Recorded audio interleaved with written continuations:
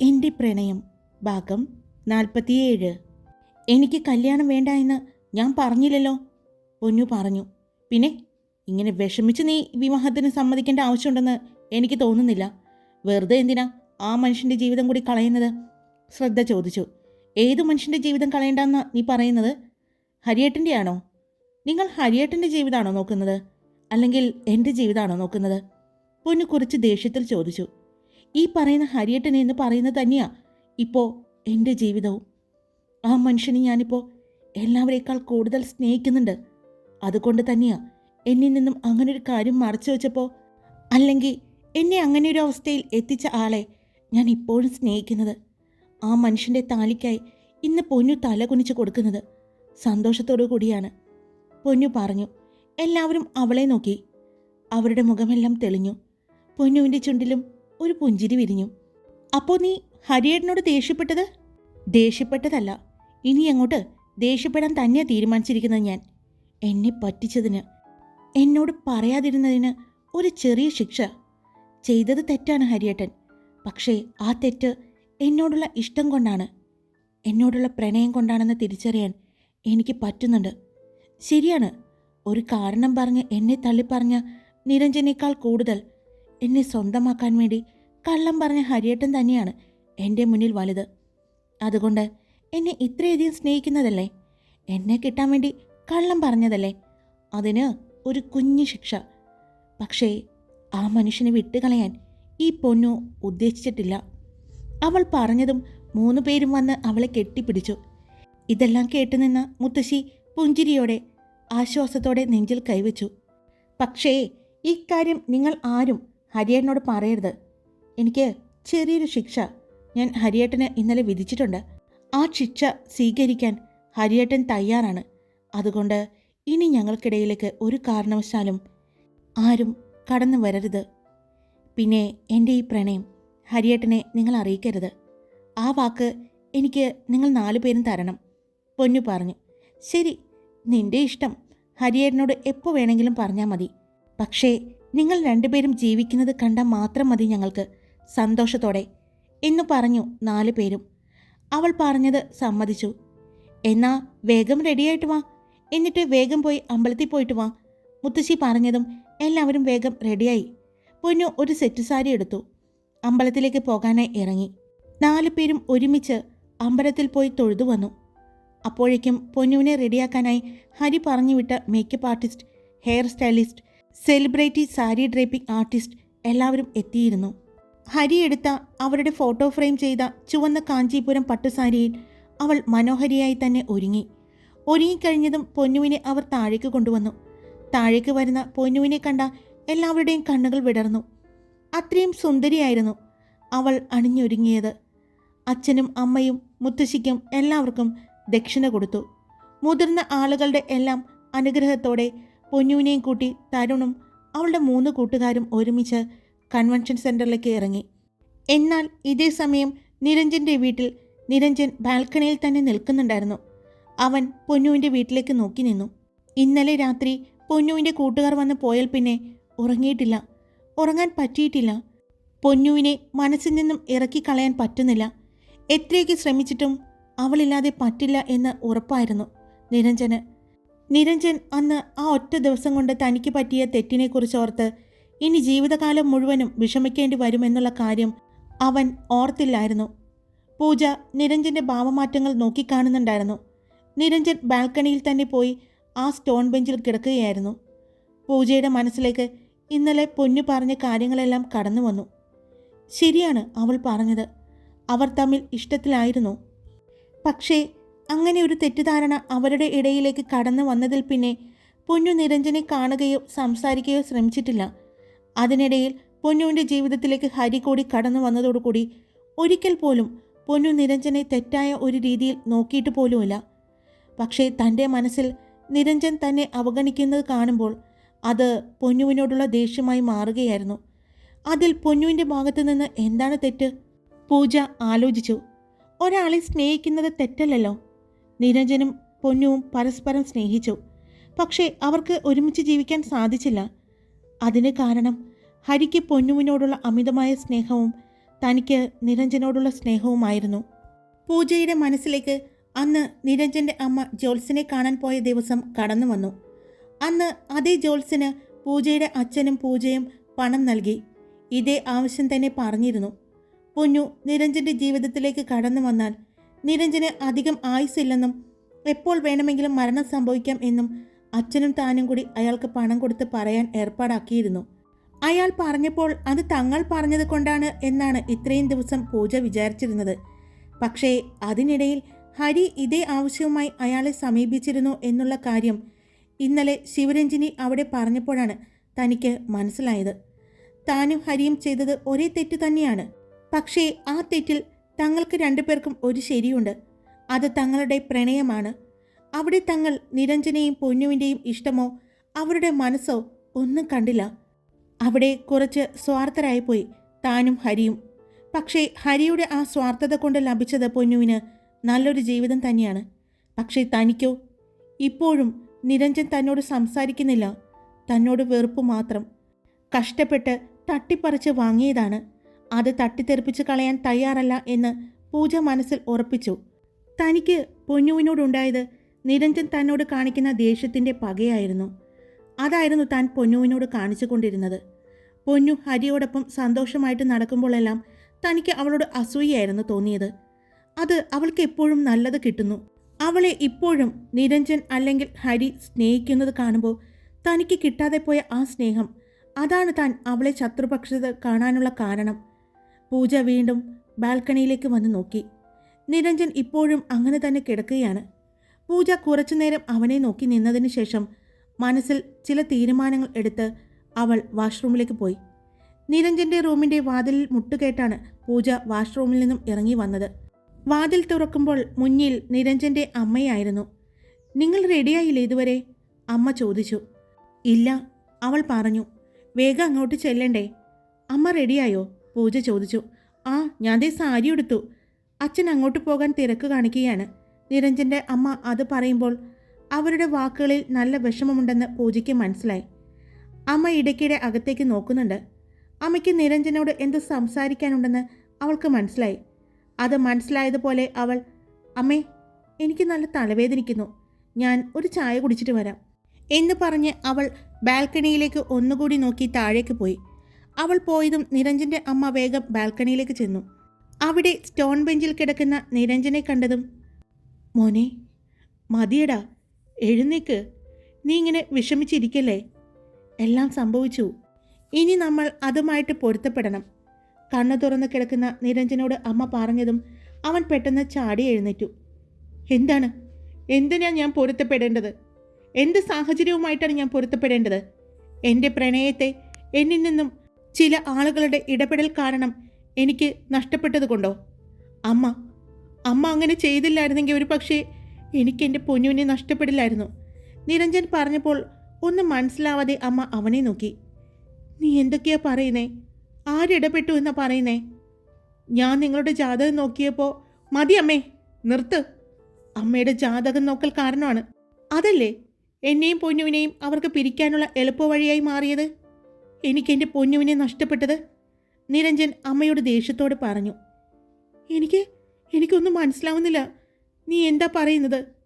പിന്നീട് നിരഞ്ജൻ ഹരി ജോൾസിനെ കണ്ട് അങ്ങനെ പറയിപ്പിച്ചതാണെന്നും ഹരിക്ക് പൊന്നുവിനെ ഇഷ്ടമായതുകൊണ്ട് തങ്ങളെ പിരിയിച്ചത് ഹരിയാണെന്നും അതിനുവേണ്ടി അവൻ കള്ളം പറയിപ്പിച്ചതാണ് എന്നെല്ലാം നിരഞ്ജൻ അമ്മയോട് പറഞ്ഞു.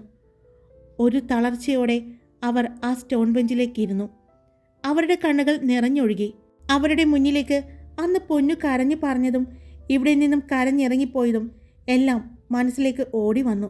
നിറക്കണ്ണുകളോടെ തന്നെ അവർ നിരഞ്ജനെ നോക്കുമ്പോൾ അപ്പോഴും പൊന്നുവിൻ്റെ വീട്ടിലേക്ക് നോക്കി നിൽക്കുന്ന നിരഞ്ജനെ കണ്ടു.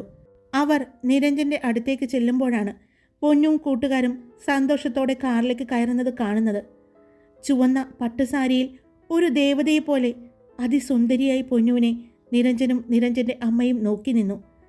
അവർ മുഖം തിരിച്ച് മകനെ നോക്കി. അപ്പോഴും അവൻ്റെ കണ്ണുകൾ നിറഞ്ഞൊഴുകുന്നുണ്ട്. അത് കണ്ടതും അവരുടെ നെഞ്ചൊന്ന് വിങ്ങി. ഒന്നും പറയാൻ സാധിക്കാതെ അവർ അങ്ങനെ തന്നെ നിന്നു. അപ്പോഴാണ് പൂജ അങ്ങോട്ട് വന്നത്. അവളുടെ കയ്യിൽ ഒരു കപ്പ് കോഫിയുണ്ട്. നിരഞ്ജൻ, കോഫി, എന്ന് പറഞ്ഞ് പൂജ നിരഞ്ജൻ്റെ നേർക്ക് കോഫി നീട്ടി. എന്നാൽ അവളുടെ മുഖത്തേക്കും അവൾ നീട്ടിപ്പിടിച്ച ആ കോഫിയിലേക്കും ഒന്ന് നോക്കിക്കൊണ്ട് നിരഞ്ജൻ തിരിഞ്ഞ് അകത്തേക്ക് കയറിപ്പോയി. നിരഞ്ജൻ്റെ അമ്മ പൂജയെ നോക്കി. പൂജയും അവരെ നോക്കി. ഒന്നും മിണ്ടാതെ കറഞ്ഞ കണ്ണുകൾ തുടച്ച് അവർ അവിടെ നിന്നും പോയി. പൊന്നുവിനെ അവിടെ ബ്രൈഡൽ റൂമിലേക്കാണ് കൊണ്ടുപോയത്. പൊന്നുവിന് ടെൻഷനുണ്ടായിരുന്നു. ഹരിയോട് ഇന്നലെ പറഞ്ഞ കാര്യങ്ങൾ ഓർത്തപ്പോൾ അവൾക്ക് വിഷമം തോന്നിയെങ്കിലും അത് ഹരിക്ക് ആവശ്യമാണ് എന്ന് അവൾക്ക് തോന്നി. അവളുടെ കൈകൾ ചുണ്ടുകൾക്ക് മേലെ വന്നു. ചെറിയൊരു തടുപ്പ് ഇപ്പോഴും ഉണ്ട്. പക്ഷേ അറിയാൻ പറ്റില്ല പെട്ടെന്ന്.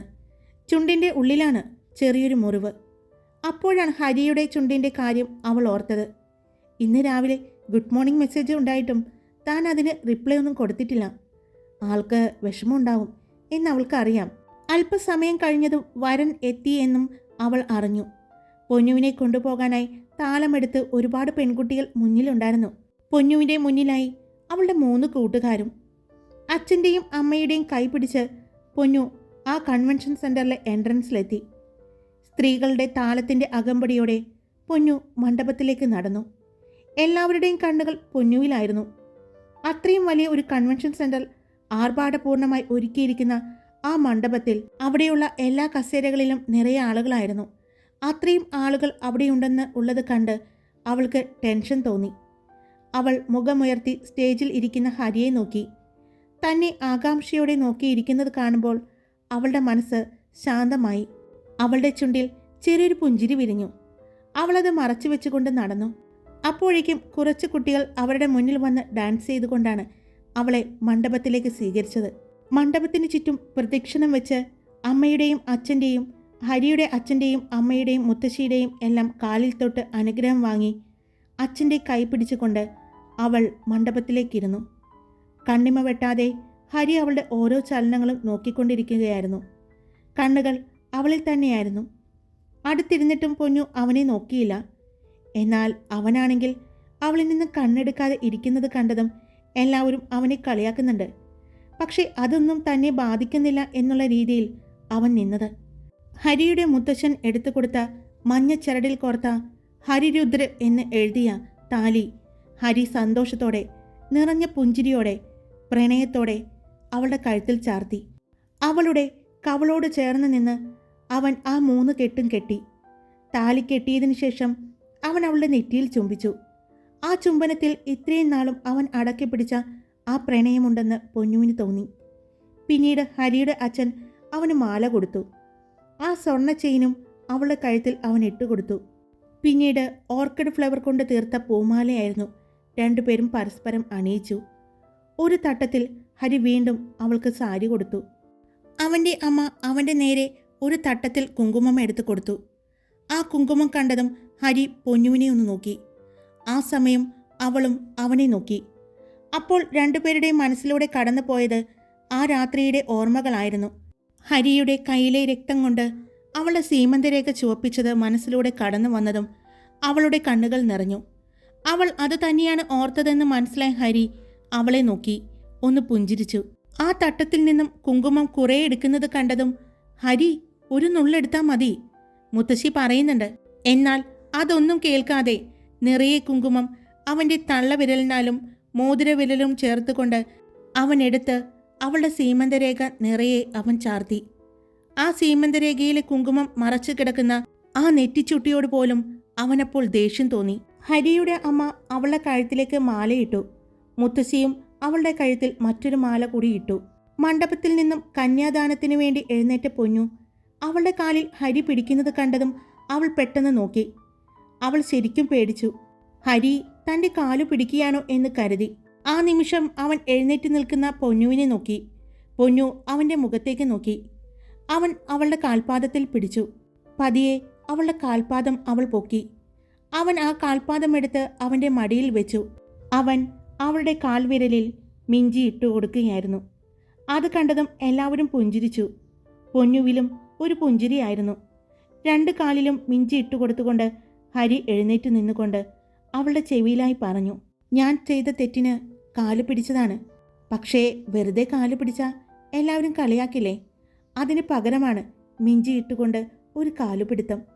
സോറി, ഹരി അവളുടെ ചെവിയിലായി പറഞ്ഞു. അത് കേട്ട് അവളൊന്ന് നോക്കി. അവളുടെ ചുണ്ടിൽ ചെറിയൊരു പുഞ്ചിരി ഉണ്ടായെങ്കിലും അതവൾ മനഃപൂർവ്വം മറച്ചു. പൊന്നുവിൻ്റെ അച്ഛൻ പൊന്നുവിൻ്റെ കൈ ഹരിയുടെ കയ്യിലേക്ക് വച്ചു കൊടുത്തു. ഇവളെ ഞാൻ എൻ്റെ പ്രാണനെ പോലെ ഞാൻ എൻ്റെ കൈക്കുള്ളിൽ കൊണ്ടു നടക്കാം എന്നൊരു വാഗ്ദാനം പോലെ അവൻ അച്ഛൻ്റെയും മകളുടെയും കയ്യിൽ ഒരുമിച്ച് പിടിച്ചു. പിന്നീട് അങ്ങോട്ട് ഫോട്ടോ സെക്ഷനുകൾ ഒക്കെ ആയിരുന്നു. അപ്പോഴാണ് ദേഷ്യത്തിൽ മണ്ഡപത്തിൽ നിൽക്കുന്ന ശിവരഞ്ജിനിയെ പൊന്നു കാണുന്നത്. ഇത്രയും നേരം അവൾ അക്കാര്യം മറന്നിരിക്കുകയായിരുന്നു. പിന്നീട് അവളുടെ കണ്ണുകൾ അവിടെ എല്ലാവിടെയും നിരഞ്ജനയും പൂജയും തിരഞ്ഞു. അപ്പോഴാണ് മണ്ഡപത്തിൻ്റെ ഒരു ഭാഗത്ത് വലിഞ്ഞ മുഖത്തോടെ നിൽക്കുന്ന നിരഞ്ജനയെയും ചെറിയൊരു പുഞ്ചിരിയോടെ നിൽക്കുന്ന പൂജയെയും അവൾ കാണുന്നത്. പൂജയുടെ ചുണ്ടിലെ ആ പുഞ്ചിരി പൊന്നുവിന് ആശ്വാസമാണ് തോന്നിയത്. പിന്നീട് അങ്ങോട്ട് ഫോട്ടോ സെക്ഷൻ തന്നെയായിരുന്നു. ഹരിയുടെ ഫാമിലി ഫ്രണ്ട്സ്, ബിസിനസ് പാർട്ട്നേഴ്സ്, അങ്ങനെ വേണ്ട എല്ലാവരും, ഒരുപാട് ആളുകൾ വന്ന് അവരുടെ ഒപ്പം ഫോട്ടോസ് എടുത്തു. ഹരി ഓരോരുത്തരെയും അവൾക്ക് പരിചയപ്പെടുത്തി കൊടുക്കുന്നുണ്ടെങ്കിലും അവൾക്ക് പേരൊന്നും മനസ്സിലാവുന്നുണ്ടായിരുന്നില്ല. അവളുടെ ആ നിൽപ്പ് കണ്ട ശ്രദ്ധയ്ക്കും വാണിക്കും ഐറയ്ക്കും എല്ലാം ചിരി വരുന്നുണ്ടായിരുന്നു. ഓരോരുത്തർ വരുമ്പോഴും ചിരിക്കുമ്പോഴും തലയാട്ടുമ്പോഴും എല്ലാം അവൾ ദയനീയമായി അവരെ നോക്കി. അവരിടയ്ക്ക് അവൾക്ക് വെള്ളം കൊണ്ടുവന്ന് കൊടുക്കുന്നുണ്ട് ഹരിക്കും. എന്നാൽ പൊന്നു ഹരിയെ മൈൻഡ് ചെയ്യുന്നുണ്ടായിരുന്നില്ല. ഫോട്ടോ എടുക്കുമ്പോഴെല്ലാം ഹരി അവളെ ചേർത്ത് പിടിക്കുന്നുണ്ട്. ചേർത്ത് പിടിക്കുന്നതിൻ്റെ ഒപ്പം ഇടയ്ക്ക് അവൻ അവളുടെ അരയിലൂടെ ചേർത്ത് പിടിച്ചു. അവൻ്റെ കൈ അവളുടെ അരയിൽ ഒന്ന് അമർന്നതും അവൾ അവനെ നോക്കി. അവളുടെ മുഖത്തെ ആ ഭാവം കണ്ടതും പെട്ടെന്ന് ഹരി കൈയെടുത്തു. അത് കണ്ടപ്പോൾ പൊന്നുവിന് ചിരി വന്നെങ്കിലും അവൾ ആ ചിരി അവൻ കാണാതെ മറച്ചു. പിന്നീട് അങ്ങോട്ട് നീണ്ട ഫോട്ടോ സെക്ഷൻ തന്നെയായിരുന്നു. കുറേ കഴിഞ്ഞപ്പോഴേക്കും അവൾക്ക് വിശക്കാൻ തുടങ്ങിയിരുന്നു. അവളുടെ അവസ്ഥ മനസ്സിലായതുപോലെ ഹരി, ഞങ്ങൾ ഭക്ഷണം കഴിച്ചിട്ട് വരാം, ഫോട്ടോഗ്രാഫേഴ്സിനോട് പറഞ്ഞു. അപ്പോഴേക്കും ശ്രദ്ധയും വാണിയും നവീനും ഹരിയുടെ കൂട്ടുകാരെല്ലാവരും സ്റ്റേജിലേക്ക് വന്നു. അവരെല്ലാവരും ഒരുമിച്ച് ഭക്ഷണം കഴിക്കാനായി പോയി.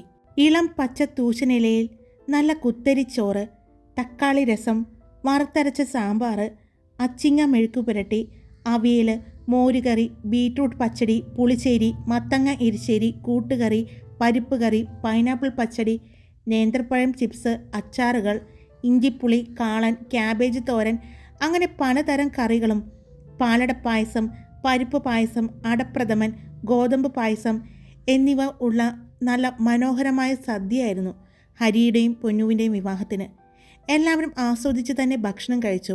ഭക്ഷണം കഴിച്ചു കഴിഞ്ഞതും എല്ലാവരും പൊന്നുവിനെ ഡ്രസ്സ് മാറ്റാനായി കൊണ്ടുപോയി. ഹരി കൊടുത്ത ഗോൾഡൻ കാഞ്ചീപുരം സാരിയായിരുന്നു അവളെ ഉടുപ്പിച്ചത്. സാരി മാറ്റാൻ കൊണ്ടുപോകുന്നതിന് മുമ്പ് ഹരി ശ്രദ്ധയെയും വാണിയെയും വിളിച്ചിരുന്നു. അവൻ അവരോട് ഒരു കാര്യം പറഞ്ഞിരുന്നു. അത് കേട്ടതും അവർ അവനെ നോക്കി. ശരി, ഞങ്ങൾ ചെയ്യാം എന്ന് പറഞ്ഞ് അവർ അവിടെ നിന്ന് പോയി. പൊന്നുവിനെ സാരി മാറ്റി ഒന്ന് ടച്ചപ്പ് ചെയ്യുന്ന സമയത്താണ് അങ്ങോട്ട് ശ്രദ്ധയും വാണിയും ചെല്ലുന്നത്. അവർ അവളുടെ മുഖത്ത് ടച്ചപ്പ് ചെയ്യുന്ന മേക്കപ്പ് ആർട്ടിസ്റ്റിനോട് നെറ്റിയിലെ ചുട്ടി വേണ്ട എന്നും സിന്ദൂരം മാഞ്ഞിട്ടുണ്ടെങ്കിൽ നിറയെ ഇടണമെന്നും പറഞ്ഞു. അത് കേട്ടതും പൊന്നു അവരെയൊന്ന് നോക്കി. അവർ അവളെ നോക്കി ചിരിച്ചു. ആ ചിരിയിൽ തന്നെ അവൾക്ക് കാര്യം മനസ്സിലായിരുന്നു. അത് ഹരി പറഞ്ഞു കൊടുത്തതാണെന്ന്. കാരണം നെറ്റിയിലേക്ക് സിന്ദൂരം ഹരി തൊടുമ്പോൾ ആ ചുട്ടി അവനെ അസ്വസ്ഥനാക്കുന്നത് അവൾ ശ്രദ്ധിച്ചിരുന്നു. ചുട്ടിയിൽ പിടിച്ച് അവൻ പതിയെ വലിച്ചതും അവൾ ശ്രദ്ധിച്ചിരുന്നു. അതോർത്തപ്പോൾ അവൾക്ക് ചിരിയാണ് വന്നത്. അവളെ നന്നായി തന്നെ അണിയിച്ചൊരുക്കി. അവൾ കണ്ണാടിയിൽ നോക്കിയപ്പോൾ അവൾക്ക് തന്നെ അത്ഭുതം തോന്നി. ശരിയാണ്, ചുട്ടിയില്ലാതെ സീമന്തരേഖ നിറഞ്ഞ് കുങ്കുമം കിടക്കുമ്പോൾ തന്നെ ഒരു പ്രത്യേക ഭംഗി അവൾക്ക് തോന്നി. ആ ഗോൾഡൻ കളർ സാരിയിൽ അവൾ അതിമനോഹരിയാണെന്ന് എല്ലാവർക്കും തോന്നി. എല്ലാവരും അവളെയും കൊണ്ട് അച്ഛനമ്മമാരുടെ അടുത്തേക്ക് ചെന്നു. പിന്നീട് യാത്രവയ്പ്പായിരുന്നു. അച്ഛനെയും അമ്മയെയും മുത്തശ്ശിയും എല്ലാം കെട്ടിപ്പിടിച്ച് പൊന്നു കരഞ്ഞു. കരയണ്ട, ഇവിടെ അടുത്തല്ലേ, പിന്നെ എപ്പോൾ വേണമെങ്കിലും വരാലോ എന്നെല്ലാം പറഞ്ഞ് അവർ ആശ്വസിപ്പിക്കുന്നുണ്ട്. ഹരിക്കാണെങ്കിൽ പൊന്നു കരയുന്നത് കാണുമ്പോൾ തന്നെ ദേഷ്യം വരുന്നുണ്ട്. അവൻ നവീൻ്റെ കയ്യിൽ മുറുകെ പിടിക്കുന്നുണ്ട്. ആ, നീ എന്തിനാ എൻ്റെ കൈ മുറുക്കുന്നേ? നവീൻ ചോദിക്കുന്നുണ്ട്. അവളോട് കരയണ്ടെന്ന് പറ. നീ പറ, ഞാനെന്തിനാ പറയുന്നത്? എടാ പ്ലീസ്, അവൾ കരയുന്നത് കാണുമ്പോൾ എനിക്ക് ദേഷ്യം വരുന്നു. ഞാൻ പറയില്ല, നീ വേണമെങ്കിൽ പറഞ്ഞോ. നവീൻ പറഞ്ഞതും ഹരി പൊന്നുവിൻ്റെ അടുത്തേക്ക് ചെന്നു. മുണ്ടും മടക്കി കുത്തി ഹരി ചെല്ലുന്നത് കണ്ടതും എല്ലാവരും അവനെ നോക്കി. കഴിഞ്ഞോ? അവൻ പൊന്നുവിൻ്റെ അടുത്ത് ചെന്ന് ചോദിച്ചു. അവൾ ഞെട്ടലോടെ അവനെ നോക്കി. എന്താ? അല്ല, യാത്ര പറഞ്ഞ് കഴിഞ്ഞോ എന്ന്. അവൾ അച്ഛനെയും അമ്മയെയും എല്ലാവരെയും നോക്കി. അളിയ, ഇങ്ങോട്ട് വന്നേ.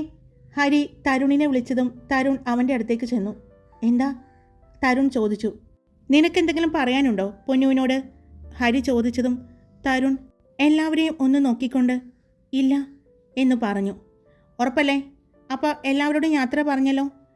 എന്നാ ഞാൻ കൊണ്ടുപോവുകയാണ് എന്ന് പറഞ്ഞ് അവൻ അവളെ 2 കൈയാലും കോരിയെടുത്തു. പെട്ടെന്നുള്ള അവൻ്റെ ആ പ്രവൃത്തിയിൽ അവൾ അവൻ്റെ ഷർട്ടിൽ മുറുകെ പിടിച്ചു. അവൻ്റെ മുഖത്തേക്ക് തന്നെ നോക്കി. അപ്പോൾ ഞാൻ കൊണ്ടുപോവുകയാണ് എൻ്റെ പെണ്ണിനെ, നമുക്ക് കാണാം എന്ന് പറഞ്ഞ് അവൻ അവളെയും കൊണ്ട് കാറിനടുത്തേക്ക് നടന്നു. അവൻ്റെ ആ പോക്ക് കണ്ട് എല്ലാവരും ചിരിച്ചു. എന്നാൽ ഞങ്ങൾ പോട്ടെ, വൈകിട്ട് റിസപ്ഷന് കാണാം എന്ന് പറഞ്ഞ് ഹരിയുടെ അച്ഛനമ്മമാരും അവരുടെ കൂടെ തന്നെ നടന്നു. മുണ്ടു മടക്കി കുത്തി അവളെ 2 കൈയിലും കോരിയെടുത്ത് കൊണ്ടുവരുന്ന ഹരി അവിടെയുള്ളവർക്ക് ഒരു മനോഹര കാഴ്ചയായിരുന്നുവെങ്കിൽ അത് കണ്ടുകൊണ്ട് നിന്ന് ശിവരഞ്ജിനിക്കും നിരഞ്ജനും അവരുടെ കണ്ണുകളെ എരിയിക്കുന്ന ഒരു കാഴ്ചയായി മാറി. ഹരി പൊന്നുവിനെ 2 കൈയിലും കോരിയെടുത്തു കൊണ്ടുവരുന്നത് പല ക്യാമറ കണ്ണുകളിലും മൊബൈൽ ക്യാമറകളിലും മനോഹര കാഴ്ചയായി മാറി. ഹായ്, എല്ലാവരും സുഖമായിട്ടിരിക്കുന്നോ? ഞാൻ സുഖമായിട്ടിരിക്കുന്നു. അപ്പോൾ പൊന്നുവിൻ്റെയും ഹരിയുടെയും വിവാഹം കഴിഞ്ഞിട്ടുണ്ട്. ഇനി അങ്ങോട്ട് എന്താവുമോ എന്തോ. ഇപ്പോൾ എനിക്ക് തോന്നുന്നത് ഹരി പൊന്നുവിനെ വലയ്ക്കോ പൊന്നു ഹരിയെ വലയ്ക്കോ? എന്താ സംഭവിക്കാൻ പോകുന്നത്? കണ്ടു നോക്കാം അല്ലേ? സോറി, കേട്ടു നോക്കാം അല്ലേ? നിങ്ങളെല്ലാവരും എന്താണ് ആഗ്രഹിക്കുന്നത് എന്ന് ഒന്ന് കമൻറ്റ് ചെയ്യൂ കേട്ടോ. അപ്പോൾ എല്ലാവർക്കും ഇഷ്ടപ്പെട്ടാൽ ലൈക്ക് ചെയ്യുക. നിങ്ങളുടെ അഭിപ്രായങ്ങൾ എന്താണെങ്കിലും കമൻറ്റ് ചെയ്യുക. സബ്സ്ക്രൈബ് ചെയ്യാതെ കേൾക്കുന്നവരുണ്ടെങ്കിൽ സബ്സ്ക്രൈബ് ചെയ്ത് സപ്പോർട്ട് ചെയ്യുക. Love you all.